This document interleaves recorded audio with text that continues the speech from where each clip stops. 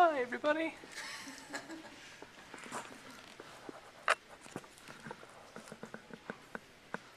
Hi, my name is Rebecca Boyd, and I'd like to welcome you to my informative speech entitled The Point of Classical Fencing.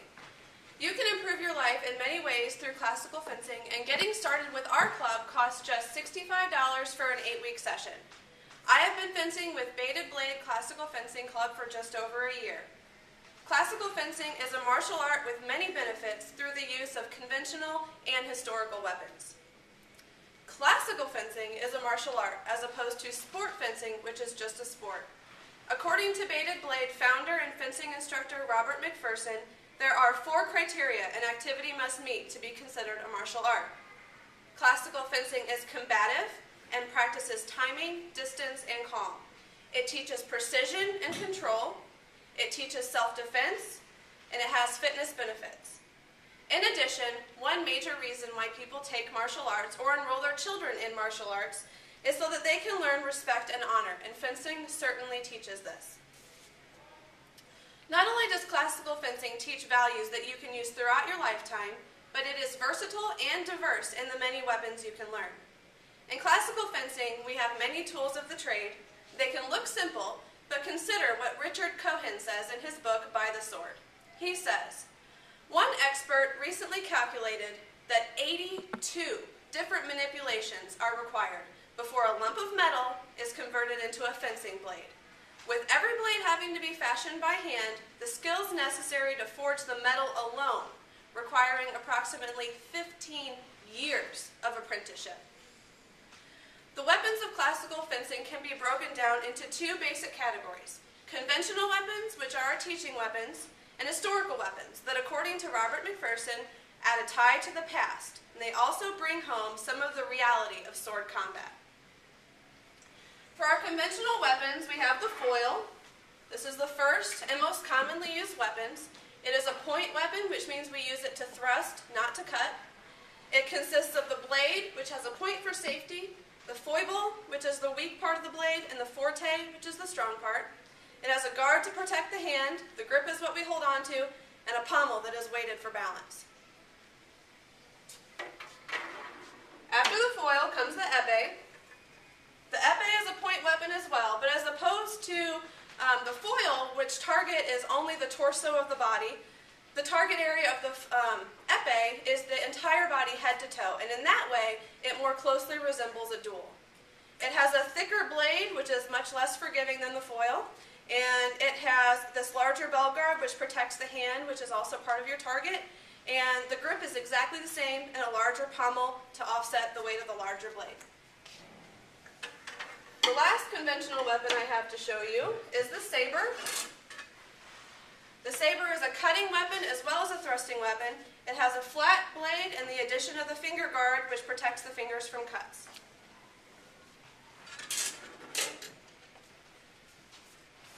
The historical weapons I would like to show you are the small sword, which is a descendant of the rapier.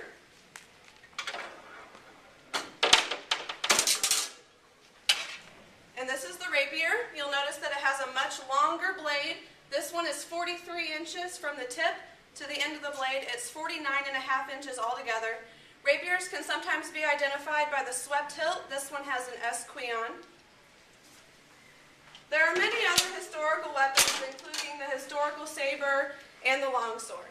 Now that you've seen the tools of the trade, you need to know the product of using them. Just like a carpenter uses tools to build things, we use these tools as fencers to create art. The fencing phrase is a delicate exchange between 2 people, which is essentially communication and expression. We use moves such as the dégage, the coupé, the coulé, and perhaps the most important, the parry-riposte, to speak to one another. These moves tell the story of our noble duel, and we leave the fencing strip better. We are physically, mentally, and socially benefited from fencing. Belonging to a club can help you create and maintain social relationships. Also, being part of a group, especially one that encourages respect and honor, can boost self-esteem and confidence. The mental benefits of fencing are exponential, but in short, fencing constantly encourages its participants to think, evaluating, anticipating, and even manipulating your opponent. In an article for our quarterly newsletter, Robert McPherson said, "One such benefit is the sense of wellness and calm one derives from serious study of the art. When working on control and discipline of exact functions, in a potentially adrenal situation, the body develops an ability to remain calm and in control through seriously traumatic events which may occur throughout one's life." Last but not least are the physical benefits of fencing. While being physically challenging, it is a relatively safe form of exercise and can be practiced throughout one's entire life. It strengthens the body without damaging it, as more high-impact sports can. In his book, The Art and Science of Fencing, author Nick Evangelista speaks of his fencing master, Ralph Faulkner, who taught fencing up until just 2 weeks before he passed away at the age of 95.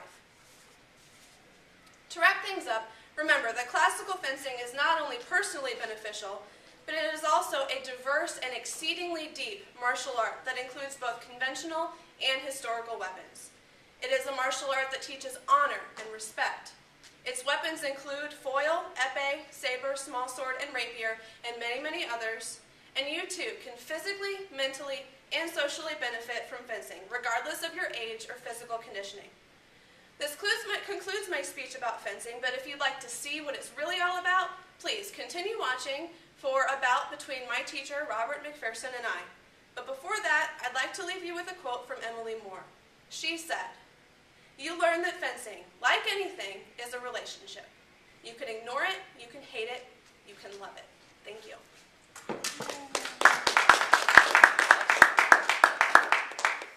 Will this be on our way? Liz, Claire?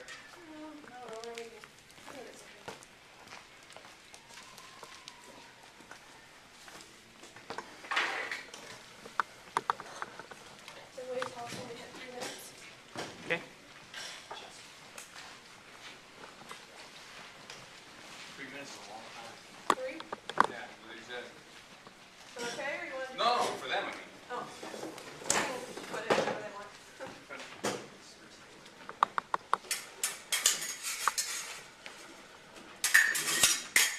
No, on. And flat tape, guys.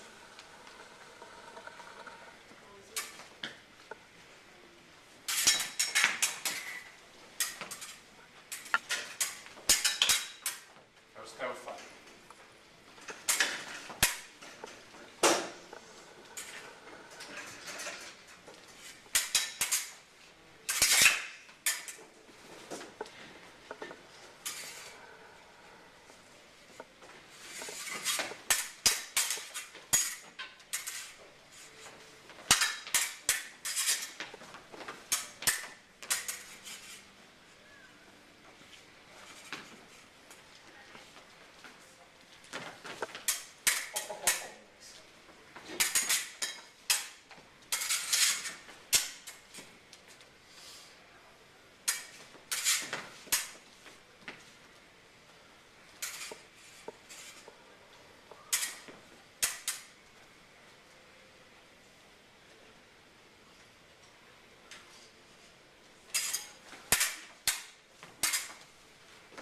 Sorry. Hands flat, I think.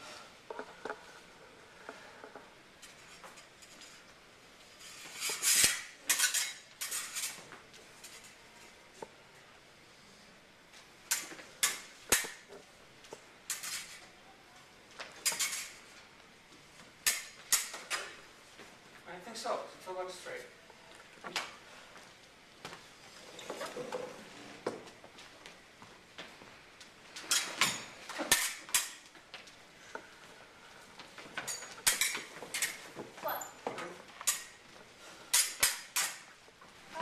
Sufficient? Yes, if this is where it is, right? I think, Then yeah. I'm feeling the blade bend up on the mat, so yes.